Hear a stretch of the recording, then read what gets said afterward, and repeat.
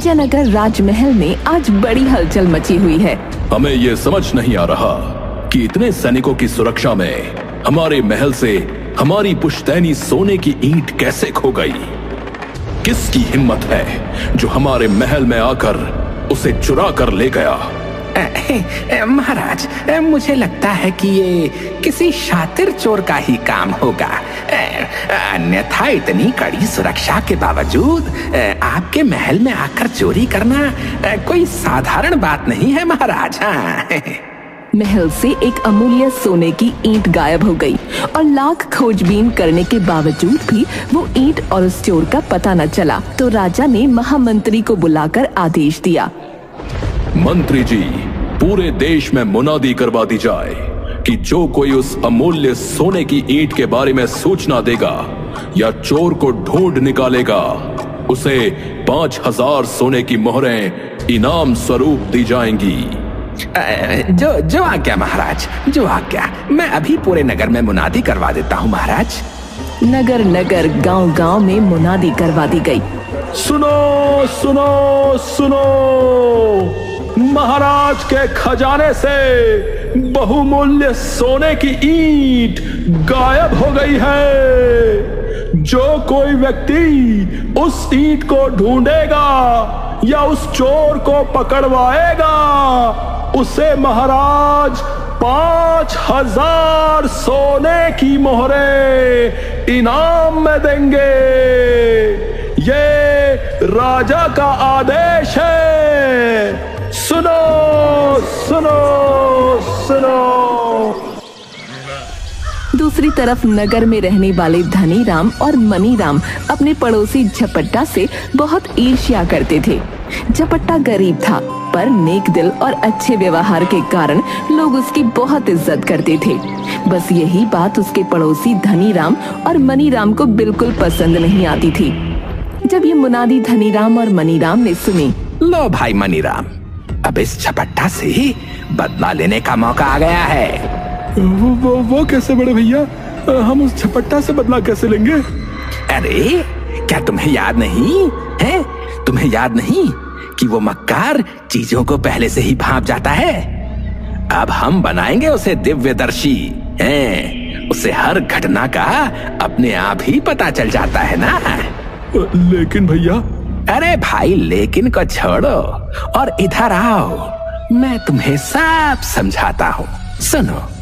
धनीराम मनीराम के कानों में कुछ कहता है।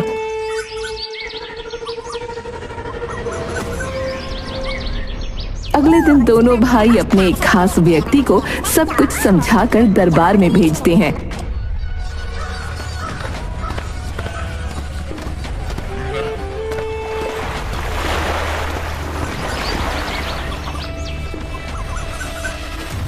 महाराज की जय हो। मैं आपको एक ऐसे व्यक्ति के बारे में बताने आया हूँ महाराज, जो आसानी से सोने की ईंट के बारे में बता सकता है और जो चोर को पकड़वा भी सकता है। कौन है वो व्यक्ति? जल्दी बताओ। वो मेरे परदादा की प्रिय ईंट थी। महाराज, वो व्यक्ति हमारे ही गांव का है और उसका नाम है झपट्टा। वो अपने आप को दिव्यदर्शी कहता है। मैंने उसे अपने दोस्तों से बात करते सुना है कि वो एक रात में ईंट के चोर को ढूंढ सकता है, पर वो आपको खुश नहीं देखना चाहता।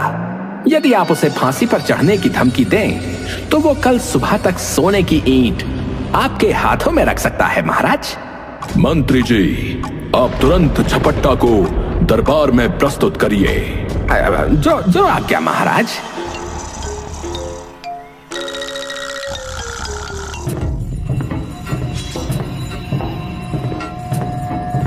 सैनिक झपट्टा के घर पहुंचते हैं।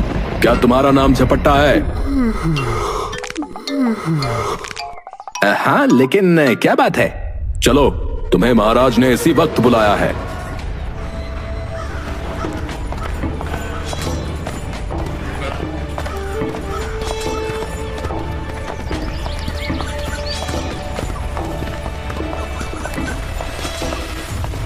झपट्टा की समझ में कुछ नहीं आया। वो सैनिकों के साथ डरता डरता दरबार में हाजिर हो गया। महाराज की जय हो। महाराज, मुझ गरीब को आपने कैसे याद किया? क्या आपकी शान में कोई गुस्ताखी हो गई है? ऐसी कोई बात नहीं है। हमने सुना है कि तुम अपने आप को दिव्यदर्शी कहते हो, अतः हम खुद यकीन करना चाहते हैं कि जो कुछ हमने तुम्हारे विषय में सुना है वो सच है या नहीं।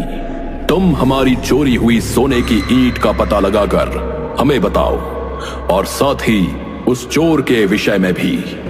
महाराज, लेकिन यदि तुम ऐसा कर सकते हो तो हम तुम्हें घोषित इनाम के अलावा 100 ऊंटों का काफिला भी देंगे, और यदि तुम उसे ना खोद सके तो तुम्हें घोड़े की पूंछ से बांधकर तपते रेगिस्तान पर छुड़वा दिया जाएगा। झपट्टा को समझते देर न लगी कि ये सब किसकी कारस्तानी है। उसके मन में विचार आया, फिलहाल दिव्यदर्शी बनने में ही भलाई है, वरना महाराज क्रोध में मुझे इसी समय फांसी पर लटका देंगे। हाँ, तुम चुप क्यों हो?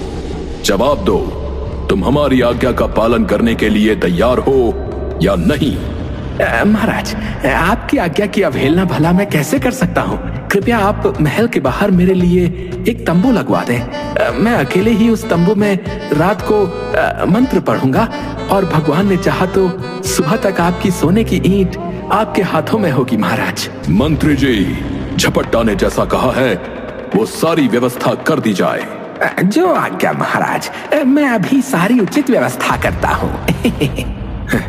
इस समय तो मैं तंबू में रह लूंगा, लेकिन रात को मौका देखकर यहाँ से निकल भागूंगा। हाँ, और ये देश छोड़कर कहीं दूर चला जाऊंगा। झपट्टा, तू हमेशा सोचेगा कि किस्मत साथ देगी, ऐसा बिल्कुल नहीं होने वाला रे।